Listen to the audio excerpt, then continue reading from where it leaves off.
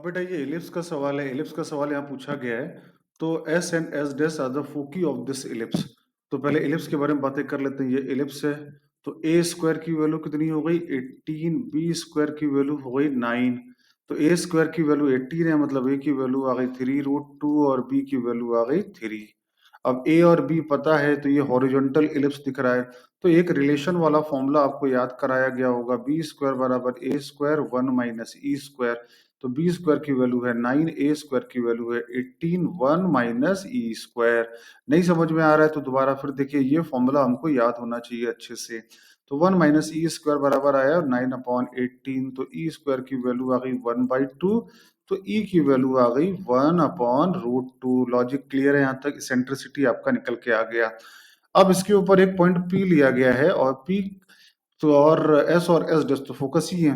तो इलिप्स के ऊपर कोई भी पॉइंट पी लिया गया है। तो इलिप्स के ऊपर हम भी इलिप्स बना लेते हैं और इलिप्स के ऊपर कोई एक पॉइंट ले लेते हैं। तो ये मान लो हमारा इलिप्स बन गया। करेक्ट है। अब इसके बाद एक काम और करते हैं, इस इलिप्स के ऊपर एक लाइन ले लेते हैं। वो लाइन हम लोग ऐसे ड्रॉ कर लेते हैं।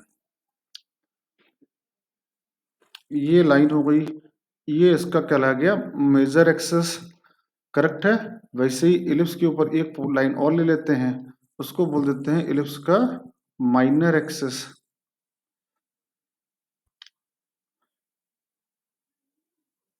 ठीक है। ये इलिप्स की क्या हो गई, माइनर एक्सेस हो गई। अब अगर हम अकॉर्डिंग टू द डायग्राम देखें तो ये हो गया ओ, ये हो गया ए। ए के पॉइंट कितने हो गए 3√2, 0 और ये पॉइंट क्या कहलाएगा 0, 3।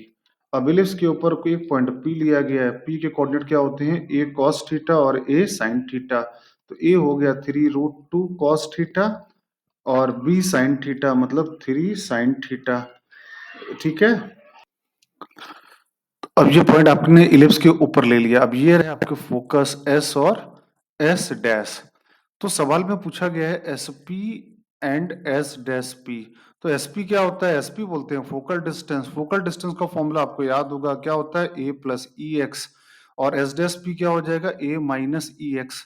तो ए प्लस ई एक्स क्या हो जाएगा, ए कितना है 3√2, ई की वैल्यू है 1/√2। अब ये x क्या होता है, x होता है इस पॉइंट P का x कोऑर्डिनेट। तो that will B 3√2 cos theta. वैसे ही एस डैश पी आ जाएगा। एस डैश पी का फॉर्मूला क्या है, a minus E x, A minus E x. ये आ गया। अब क्या निकालना है आपको, S P into S dash P का मैक्सिमम और मिनिमम वैल्यू निकालनी है। तो ये रहा एस पी और ये रहा एस डैश पी।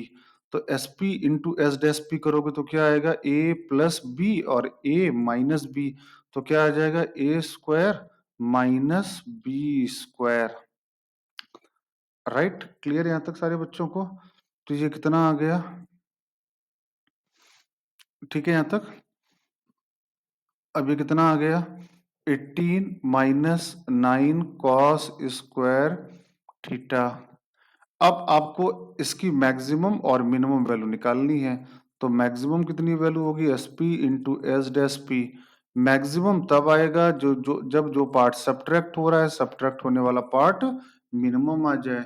तो इसका मतलब जब मैक्सिमम तब आएगा जब ये पार्ट कितना हो जाए, 0 हो जाए।